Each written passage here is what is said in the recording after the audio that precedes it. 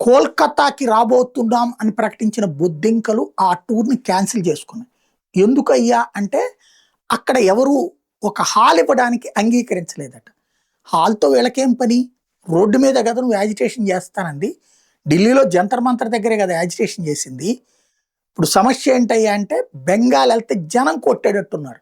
కోడిగుడ్ల treatment ఇప్పటిదాకా మమతా బెనర్జీ వాళ్ళకి పడితే ఇప్పుడు వీళ్ళకి పడుతుంది. నిన్నగాక మొన్న బీజేపీ గవర్నమెంట్ వస్తే ఎవడో గొట్టంగాడు వెళ్ళి ఈ 6 నెలల్లోనే బీజేపీ గవర్నమెంట్ వచ్చిన తర్వాతనే స్కూళ్ళు పాడైపోయినాయి అని చెప్పి నాటకాలు ఆడితే వాళ్ళ ఇంటి మీదకి వెళ్ళి దాడి చేశారు. అందులో ఆయన చనిపోయాడు కాబట్టి అది ఖచ్చితంగా దాని మీద అరెస్టు 8 మంది అరెస్టులు కూడా జరిగింది ఆ దాడి చేసిన వాళ్ళని. కానీ ఇక్కడ ఆ స్కూలు వ్యవహారంలో మేము తేలుస్తాం అంటూ అష్టోం రానా వస్తానన్నాడు.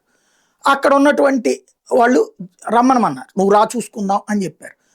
అక్కడికి వెళ్తే గనక గ్యారంటీ కొట్టేటట్టున్నారు. ఇప్పుడు ఢిల్లీలో కూడా వాస్తవంగా ఎవరు రివర్స్లో వెళ్ళలేదు కాబట్టి ఆగిపోయారు వీళ్ళు. రివర్స్లో వస్తే కనుక చాలా సీన్ జరిగి ఉండేది.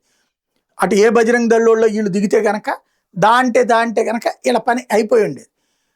అక్కడ అసలు సంగతి తేలేదు. ఢిల్లీ కాబట్టి అక్కడ బీజేపీ కాస్త పాజిటివ్గా ఉండాల్సి వస్తుంది కాబట్టి ఆగినటువంటి పరిస్థితి.